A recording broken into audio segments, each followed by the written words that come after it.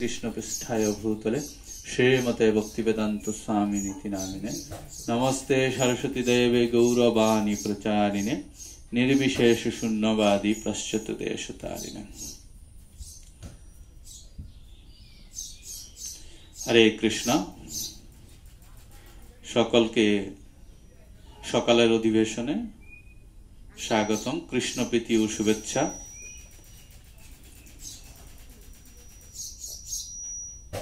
धारावाहिक भावे आमादेर भागवतम क्लासेर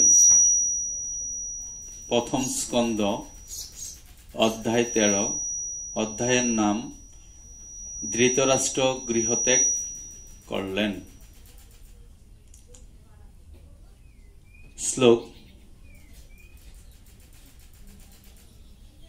56। तो सकले আমার সাথে সাথে বলার চেষ্টা করবেন। ধ্বংসস্ত মায়া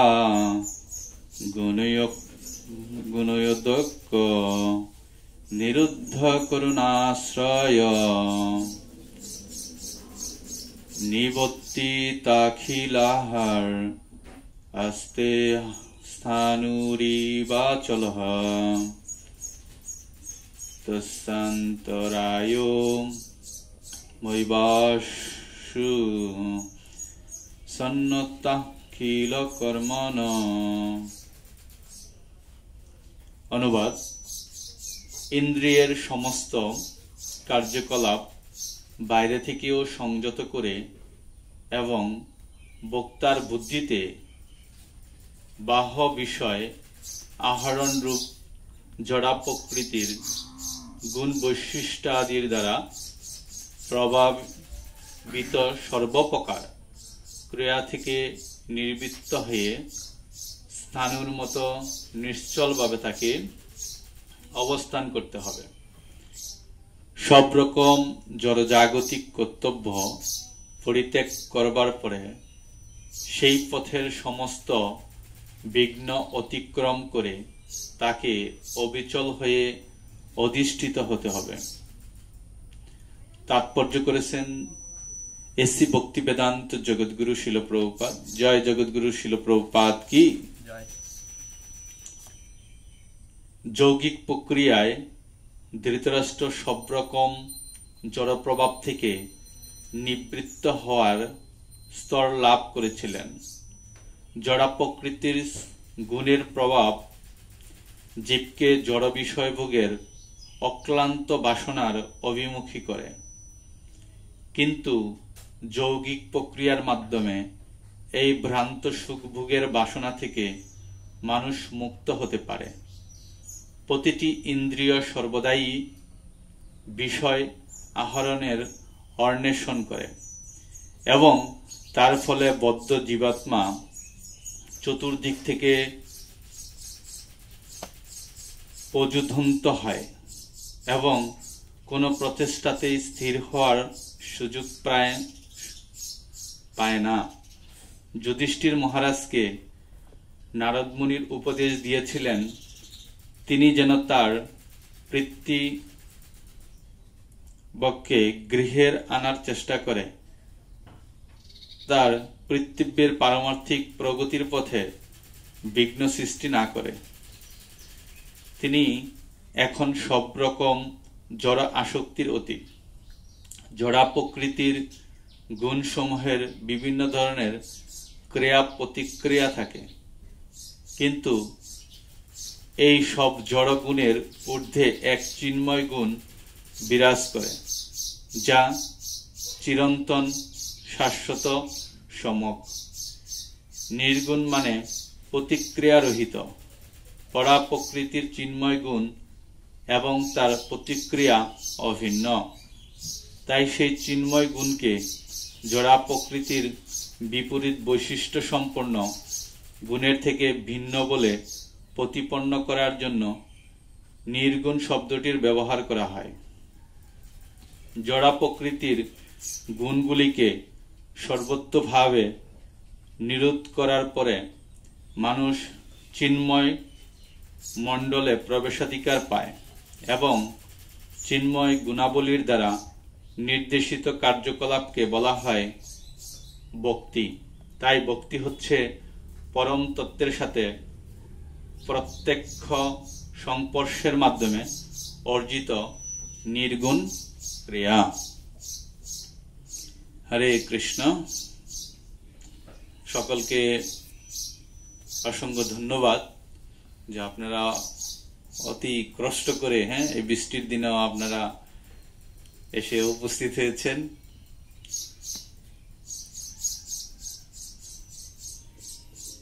তো হরে কৃষ্ণ। তো আমি কর্তৃপক্ষের কাছে দৃষ্টি আকর্ষণ করছি যে আজকের যে শ্লোকটি আমাকে দেওয়া হলো তা যেন অন্ততপক্ষে আরো কিছুদিন আগে যদি আমাকে বলা হয় তাহলে কি করা যাবে, প্রিপারেশন নেওয়া যাবে। এবং তিনজনকে জিজ্ঞাসা করার পরে তিনজন তিনটি শ্লোক বলা হয়েছে, যে তিনটি শ্লোক মানে তিনজন তিন রকমের বলতেছে। তো আমাদের কোনো সময়সূচি নেই, অনুষ্ঠানের যেই ধারাবাহিক যেই শ্লোক নির্ধারিত এটার কোনো নেই। তার জন্য অনুরোধ করব যেন এগুলা ঠিকঠাক ভাবে চলে। হরে কৃষ্ণ।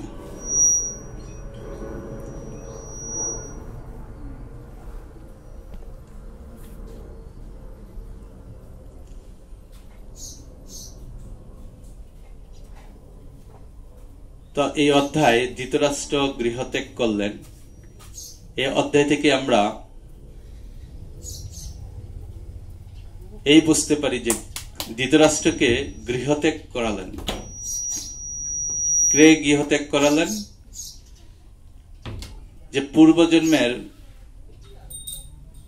ছিলেন যমরাজের যে অবতার, সেই অবতার হলেন বিদুর মহাশয়। এই বিদুর মহাশয় ধৃতরাষ্ট্রকে গৃহত্যাগ করালেন। তো গৃহত্যাগ করার পরে যে শস্যসাগরা রাজ্যের রাজা যুধিষ্ঠির মহারাজ খুব উদ্বিগ্ন হয়ে উঠলেন। কারণ তাদের পিতামহ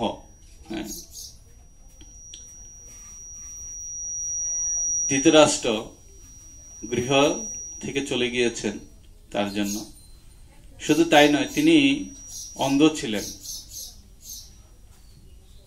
এবং বৃদ্ধ হয়েছেন। আরো সাথে ছিলেন সতী সাবিত্রী, যাকে বলা হয়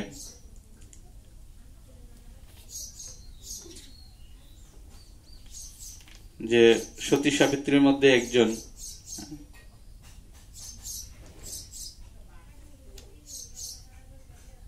গান্ধারী মাতা এবং বিদুর মহাশয়, যিনি তীর্থ ভ্রমণ করে এসে তার জ্যেষ্ঠ ভ্রাতা ধৃতরাষ্ট্রকে গৃহ থেকে নেওয়ার জন্য এসে সফলভাবে তাকে নিয়ে যান। তো তার জন্য তিনি খুব উদ্বিগ্ন হয়েছেন। তো সাথে সাথেই যে ভগবানের পরম ভক্ত, ভগবানের পার্ষদ নারদ মুনি এসে সেখানে উপস্থিত হলেন। তো নারদ মুনি এসে যুধিষ্ঠির মহারাজকে শান্ত করলেন। বললেন, বর্ষ, চিন্তা করো না, ধৃতরাষ্ট্র, বিদুর মহাশয় এবং গান্ধারী তারা এখন দক্ষিণ দিকে যাত্রা করেছেন।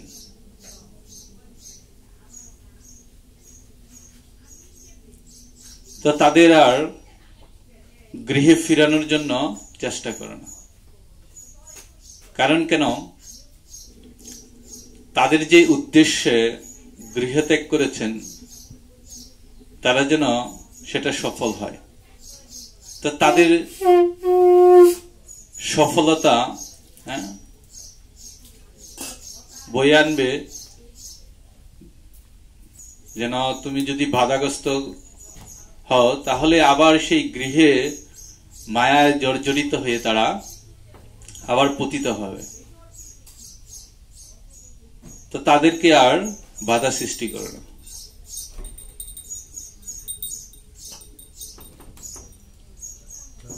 তো এই জয় পতিত পাবন গৌরনিতায় ভগবান কি জয়, জগৎগুরু শিল প্রভুপাদ কি।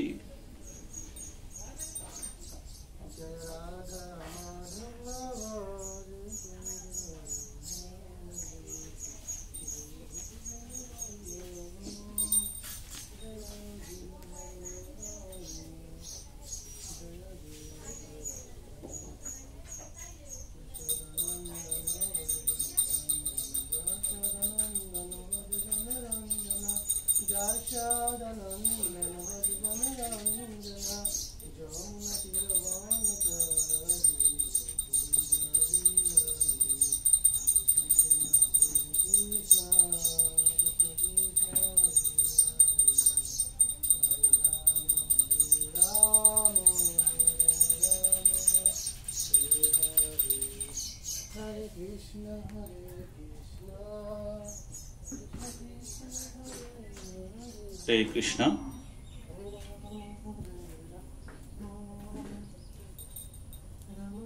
তো এই ধৃতরাষ্ট্র এই বয়সে যখন তিনি দক্ষিণ দিকে গমন করলেন তখন বিদুরের নির্দেশে তিনি যে পন্থা অবলম্বন করেছিলেন, যে যোগ অবলম্বন করেছিলেন, তো 5 দিন পর্যন্ত তিনি শুধু যে গঙ্গার যে জল সেই জল খেয়ে তিনি তার এই যোগ সাধনায়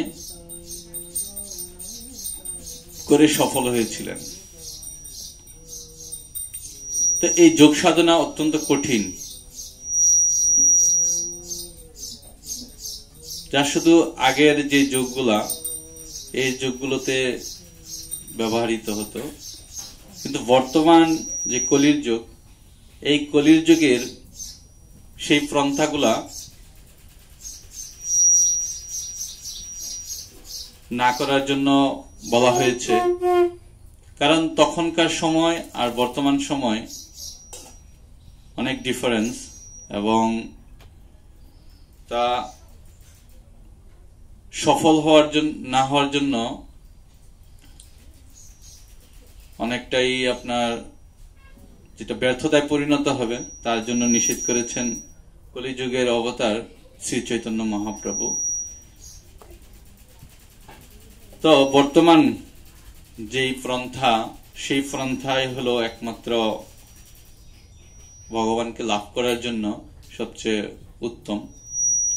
সেই পন্থাটি হলো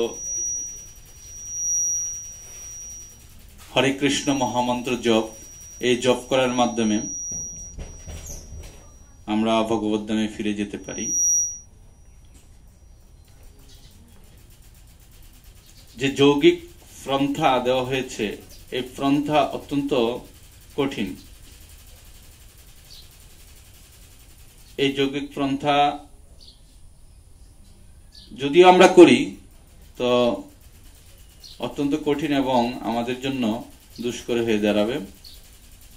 তো হরিনাম এত সহজ, কিন্তু তারপরও আমরা কি করতে আমাদের এত কষ্ট হয়ে দাঁড়ায়, কারণ আমাদের শ্রবণ করার প্রতি কি নেই, আমাদের আকৃষ্টতা নেই। এবং বলা হয়েছে যে আমাদের নববিধা ভক্তির একটি অঙ্গ হলো শ্রবণ। তো দেখুন এখানে ধৃতরাষ্ট্র তিনি জানতেন, ধর্ম সম্পর্কে অনেক কিছু জানতেন, কিন্তু তিনি তার নিজের জীবনে কি করেননি, কখনো প্রয়োগ করেননি। কিন্তু ধৃতরাষ্ট্রের কিন্তু একটি বড় গুণ ছিল, সেটা হলো শ্রবণ। কিরকম? যখন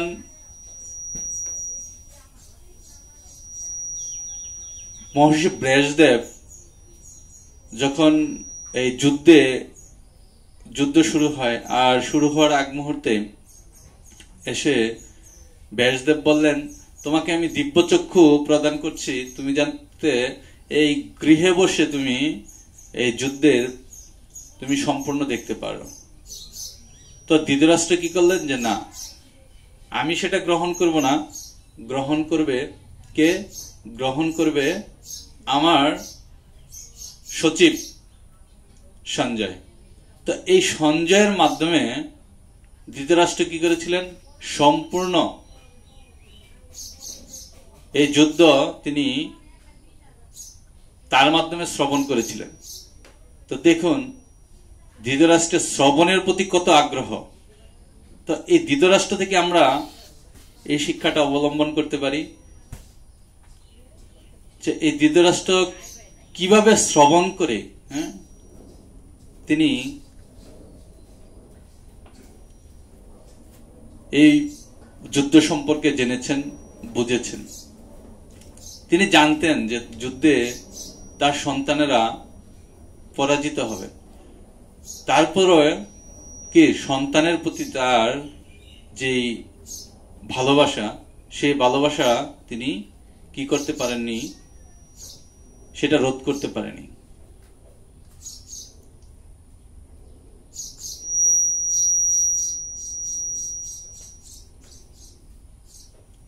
তো এই ধৃতরাষ্ট্র থেকে আমরা যদি শ্রবণের প্রতি যে আগ্রহ, এই আগ্রহটা যদি আমরা গ্রহণ করি, তাহলে আমাদের জীবনটা অনেক সাকসেস হবে। তো ধৃতরাষ্ট্র 5 দিনের মাথায় তিনি ভস্মীভূত হলেন। তো দেখুন যে কার মাধ্যমে তিনি এই পন্থা অবলম্বন করেছিলেন, সেটা হলো বিদুর মহাশয়ের কারণে। তো বিদুর মহাশয় সেরকম পথ দেখিয়েছিলেন যে তার যে ধৃতরাষ্ট্রের যে সময়টা ছিল, সেটা ছিল অত্যন্ত জীবনের লাস্ট সময়, যেই সময়ে ভগবত ভক্তি করে তিনি ভগবানকে লাভ করতে পারবে না। তার জন্য কি করেছেন, অল্প সময়ের ভিতর যেন তিনি ভগবানকে লাভ করতে পারেন, তার পন্থা তিনি দেখিয়েছিলেন। শুধু মনটাকে কি করার জন্য, স্থির করার জন্য। তো 5 দিন পর্যন্ত তিনি এই যোগ উপাসনা করে তিনি ভগবানকে লাভ করেছিলেন। সেটা সম্ভব হয়েছিল বিদুর মহাশয়ের কারণে। তো মূল বিষয়টি হলো যে বিদুর মহাশয় ছিল দক্ষ একজন কি গুরুর ভূমিকা পালন করেছিলেন। তা আমরা যদি ঠিক সদ্গুরুদেব, যদি আমরা আমাদের জীবনে আসে, তাহলে আমাদের জীবনটা কি হয়ে যাবে, পরিবর্তন হয়ে যাবে। তো বর্তমান কৃষ্ণ ভবনামিত সংঘের অনেক সদ্গুরু আছেন, যাদের মাধ্যমে আমরা আমাদের জীবনটাকে সফল করতে পারি।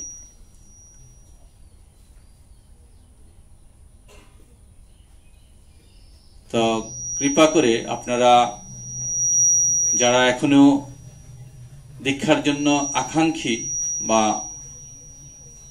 দীক্ষা নিবেন, তো আপনারা গুরুদেবকে যাচাই করবেন, গুরুদেব আপনাদের যাচাই করবেন।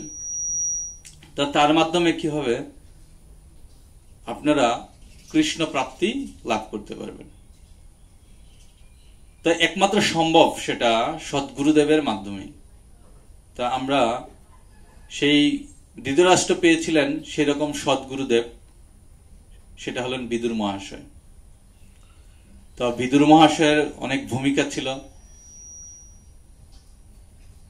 তো এখানে গান্ধারী এত পবিত্রতা সহিত তার জীবনযাপন পরিচালনা করেছিলেন। যখন দেখলেন তার স্বামী বশীভূত হচ্ছেন, তখন তিনি আর কি করলেন না, আর এদিক সেদিক তাকালেন না। তখন তিনি নিজে কি করলেন, তার সেই স্বামীর অগ্নিতে তিনি কি হলেন, নিজেকেও বশীভূত করলেন। কারণ আমাদের বৈদিক শাস্ত্রে আগে এরকম সতীদাহ যে প্রথা সেটা ছিল, তো সেটা ইচ্ছাকৃতভাবে নিজের ইচ্ছায় যদি নিজের জীবনকে বিসর্জন দেয়, সেটা একমাত্র আগেই ছিল। কিন্তু পরবর্তীতে সেটাকে কি করা হতো, জোরপূর্বক সামাজিক দায়বদ্ধতা, তো এরকম থেকে পরবর্তীতে সেটা সংস্কার করা হয়, যেন এরকম জোরপূর্বক আর না করা হয়। পরবর্তীতে এটা সম্পূর্ণ বাদ দেওয়া হয়। তো সেটা একমাত্র সম্ভব সতী নারী এবং পতিব্রতা হলেই সেটা সম্ভব। তো সেটা গান্ধারী দেখিয়েছিলেন। তো এখানে আমরা শ্রী নারদ মুনির উপদেশের ফলেই যুধিষ্ঠির মহারাজ কি করলেন, শান্ত হলেন। যে যুধিষ্ঠির মহারাজ তিনি যখন তার দুই পিতৃব্য এবং মাতা গান্ধারী যখন চলে যান, তখন তিনি নিজেকে দোষারোপ করলেন। কি কারণ, যে আমি তাদের ঠিকমতো দেখভাল করতে পারছি না। দেখুন, সেখানে কিন্তু যুধিষ্ঠির মহারাজের কোনো হাত ছিল না, যে তিনি কিন্তু সুন্দরভাবে পরিচালনা করছিলেন, তাদের দেখভাল করছিলেন। কিন্তু তারপরও বৈষ্ণবের যে গুণ, যে বৈষ্ণব সবসময় কি করেন, তার নিজের দোষটাই সবসময় নিজের গায়ে নেন। যে আমি কি করতে পারিনি, তাদের সুন্দরভাবে দেখভাল করতে পারিনি, আমি আমার রাজ্যের পরিচালনা নিয়ে এত ব্যতিব্যস্ত হয়ে গিয়েছি যে আমি আমার অন্ধ পিতৃব্য ধৃতরাষ্ট্র, গান্ধারী, তাদেরকে আমি দেখতে পাইনি। তারা ছিল 100 পুত্রের শোকে শোকাহত।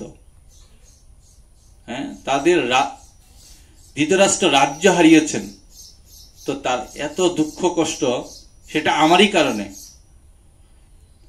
তো বৈষ্ণব সবসময় তার নিজের দোষটাকে বেশি করে ফোকাস করেন, আর তার ফলেই তিনি ধৃতরাষ্ট্রে কি হয়েছিলেন, সেই উদাহরণস্বরূপ আমাদের বৈষ্ণব সমাজে তিনি একটি এক্সাম্পল রেখে গেছেন।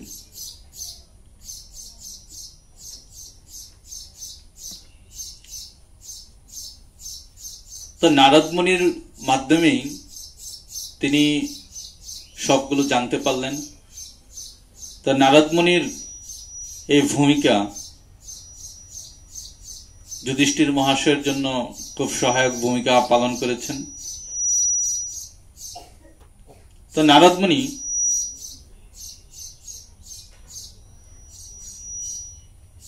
সাধারণ কোনো ব্যক্তিত্ব নন। তো নারদ মুনি ভগবানের পার্ষদ। তো তিনি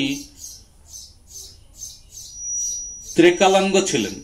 তিনি ভবিষ্যৎবাণী করেছিলেন যে তিনি কি করবেন, যে ধৃতরাষ্ট্র 5 দিনের মাথায় কি করবেন, বশীভূত হবেন, এবং সেই বশীভূত হয়ে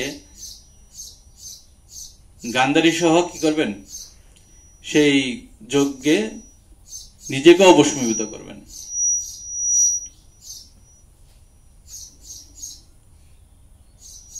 তা আমরা দেখেছি নারদ মুনির ভূমিকা। তো এখানে বলা হয়েছে যে নির্গুণ তো বলা হয়েছে যে সত্যগুণ, রজগুণ এবং তমগুণ। তো বলা হয়েছে সত্যগুণও যদি অধিষ্ঠিত হয় থেকে যদি ভোগ বাসনার প্রতি তার কি থাকে, আকৃষ্টতা থাকে, তারপরও কি তিনি ভগবানের কাছে ফিরে যেতে পারেন না। তো তারও ঊর্ধ্বে বলা হয়েছে যে আমরা সত্যগুণে থাকার চেষ্টা করব না, আমরা তারও ঊর্ধ্বে থাকার চেষ্টা করব, যেটা হলো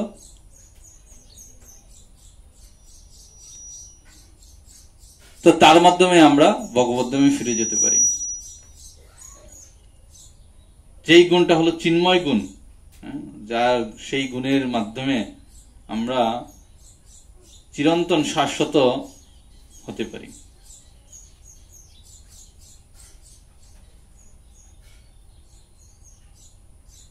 তো এই ধরনের কার্যকলাপের মাধ্যমে ভক্তি জীবনে আমরা সফল হতে পারি। তো এখানে প্রভুপাদ বলেছেন ভক্তি হচ্ছে পরম তত্ত্বের সাথে প্রত্যক্ষ সংস্পর্শের মাধ্যমে অর্জিত নির্গুণ ক্রিয়া।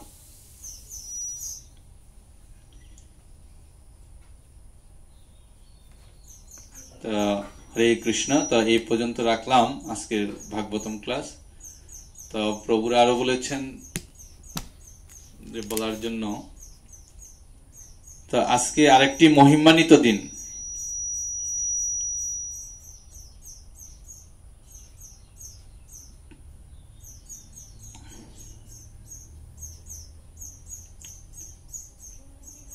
তো আমরা জানি যে পঞ্চতত্ত্ব, এই পঞ্চতত্ত্বের একজন হলেন শ্রী গদাধর পণ্ডিত। তা এই গদাধর পণ্ডিতের আজকে আবির্ভাব তিথি। তো শ্রী চৈতন্য মহাপ্রভুর অন্তরঙ্গ পার্ষদ ছিলেন এই গদাধর পণ্ডিত। এই গদাধর পণ্ডিতের পিতার নাম ছিলেন শ্রী মাধব মিশ্র। তিনি ছিলেন বেলিটি গ্রামের আবির্ভূত হয়েছিলেন। তা আনুমানিক 1487 সালের বৈশাখী অমাবস্যা তিথিতে শ্রী মাধব মিশ্র ও রত্নাবতী দেবীর কোলে আলো করে শ্রী গদাধর পণ্ডিত আবির্ভূত হয়েছিলেন। তো এই শ্রী গদাধর পণ্ডিত আবির্ভাবের স্থান নিয়ে কি কিছু মতান্তর হয়েছে আর কি। সরি। তো কেউ কেউ বলে থাকে যে বেলিটি গ্রামে তার আবির্ভাব স্থান। তো প্রেম বিলাসের দ্বাদবিংশ বিলাসের বর্ণনাতে সে বিষয়টি স্পষ্টভাবে লেখা নেই। তো সেখানে আছে যে মাধবেরও আর এক পুত্র নদিয়া মাজারে বৈশাখের কুহদিনে জন্ম লাভ করে, রাখিলা তাহার নাম শিল গদাধর, শ্রীকৃষ্ণ চৈতন্য দেবের পার্ষদ প্রবর। তবে শ্রী গদাধরের ভ্রাতা দ্বিজবাণীনাথের আবির্ভাব বেলিটি গ্রামে। তো শ্রী মাধব মিশ্র পুণ্ডরিক বিদ্যানিধির মহাশয়ের বন্ধুস্থানীয় ছিলেন। গদাধর 12 বর্ষ পর্যন্ত বেলিটি গ্রামে অবস্থান করেন। নবদ্বীপে তার মাতৃলয় ছিল। 13 বছর বয়সে তিনি সেখানে গিয়ে বসবাস করতে শুরু করেন। মহাপ্রভুর গৃহে অতি নিকটে তার গৃহ ছিল। বাল্যকাল হতেই শ্রী গদাধর পণ্ডিত শ্রীকৃষ্ণকে গাঢ় অনুরাগী, দৃঢ় শান্ত, নির্জন প্রিয় ও জাগতিক বিষয়ের পরম বিরক্ত ছিলেন। শ্রী গৌর সুন্দর কখনো গদাধরকে নিয়ে ক্রিয় অঙ্গনে বিবিধ নন্মক্রিয়াদি করতেন। গ্রাম্য ঢোলে তারা একসাথে পড়াশোনা করতেন। শ্রী গৌরহরি গদাধরকে ছাড়া এক মুহূর্ত থাকতে পারতেন না। অল্পকালেই গদাধর বিবিধ শাস্ত্রীয় বিষয়ে পারদর্শী হয়ে ওঠেন। তিনি আকুমার ব্রহ্মচারী ছিলেন। একবার তিনি মুকুন্দের সাথে শ্রী পুণ্ডরিক বিদ্যানিধির দর্শন করতে যান। প্রথমে তার চরিত্র বুঝতে না পেরে অপরাধ করে বসেন। তাই অপরাধ স্থানালয়ে তার জন্য তার নিকট কি করেন? দীক্ষা গ্রহণ করেন। তো শ্রীমন্ন মহাপ্রভু সন্ন্যাস গ্রহণ করে পুরীধামে গেলে তিনিও সেখানে সন্ন্যাস ব্রত নিয়ে সেখানে টোটায় অবস্থান করেন। সেখানে তিনি গোপীনাথ বিগ্রহ প্রতিষ্ঠা করেন। আর তার ভ্রাতা দ্বিজবাণীনাথ নবদ্বীপের চম্পাহাটিতে অবস্থান করে গৌর গদাধর বিগ্রহ প্রকট করেন। কিন্তু তার পুত্র রত্ন শ্রী নয়নানন্দ পুরীতে গদাধর পণ্ডিতের কাছে চলে যান। সেখানে কিছুদিন অবস্থান করলে গদাধর পণ্ডিত তাকে দীক্ষা প্রদান করে তার সাথে রাখে। পুরীতে শ্রী গদাধর পণ্ডিত মহাপ্রভুকে প্রতিনিয়ত ভাগবত শ্রবণ করাতেন। মহাপ্রভুর অপকটে 11 মাস পর আনুমানিক 1553 সালে পুরীধামে জ্যৈষ্ঠী অমাবস্যায় তিনি অপকট হন। তার অপকটের পূর্বে তিনি নয়নানন্দকে স্বহস্তে লেখা গীতাগ্রন্থ ও মেয়কৃষ্ণ বিগ্রহ, যা তিনি গলদেশে ধারণ করে রাখতেন, প্রদান করে রাঢ়দেশের ভরতপুরে যাওয়ার নির্দেশ দেন। তা আমরা বর্তমানের যেই পথ নির্দেশনা, যে কালের বিবর্তনে বেলেটি এক গ্রাম এখন বাণীগ্রামে রূপ নিয়েছেন। তো চট্টগ্রাম জেলার বরাদ্দহাট আন্তর্জেলা বাস টার্মিনাল থেকে বাঁশখালী গামী বাসে বাণীগ্রাম যাওয়া যায়। তো আমি অত্যন্ত সৌভাগ্যবান যে সেই বাণীগ্রামে যেদিন ইস্কন এই গদাধর পণ্ডিত ধাম যেদিন সেবা পূজাতে যেদিন দায়িত্ব নিয়েছিলেন, সেই সূচনার সময় আমি উপস্থিত হতে পেরে নিজেকে ধন্য মনে করছি। তো বর্তমানে আজকে সভাপতিত্ব করবেন আজকের এই অনুষ্ঠানে শ্রী পণ্ডিত প্রভু। তো আমরা অত্যন্ত সৌভাগ্যবান যে ইস্কনের হাত ধরে আমরা গদাধর পণ্ডিত ধাম আমরা পেয়েছি।